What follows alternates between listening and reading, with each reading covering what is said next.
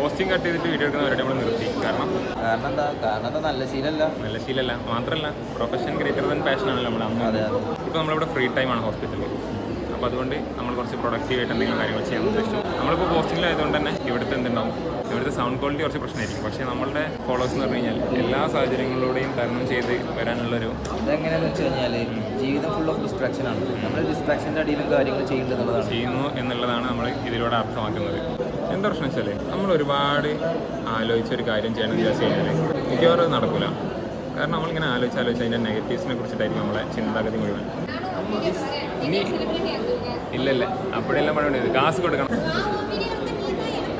எதுக்கு ஒன்று நான் செலிப்ரிட்டி ஆக்கி மாற்றணும்ல, அதுக்கு நீ தான் எனக்கு காசு கொடுக்கணும். அப்படிதான் தெரியாத இதெல்லாம் സോഷ്യൽ മീഡിയ ആൽഗോരിതം. ഒരു കാര്യം ചെയ്യണം തോന്നി കഴിഞ്ഞാൽ അത് അപ്പം ചെയ്യാം. അതിനെക്കുറിച്ച് ജസ്റ്റ് മനസ്സിലാക്കി നമുക്ക് ചെയ്യാൻ ഇൻട്രസ്റ്റ് ഉണ്ടെങ്കിൽ അത് ചെയ്യാം. ഒന്നും നോക്കാതെ എടുത്ത് ചാടരുത്. പക്ഷേ എന്താവണം, കുറച്ച് ആലോചിച്ച് എടുത്ത് ചാടണം, എന്നിട്ട് കൊടുക്കണം. അപ്പോൾ എന്തെങ്കിലുമൊക്കെ ഒന്ന് പഠിക്കും. നമ്മളിപ്പോൾ വ്ളോഗൊക്കെ ചെയ്യുമ്പോൾ അല്ലേ, ഒരുപാട് ആലോചിക്കുന്നൊന്നുമില്ല.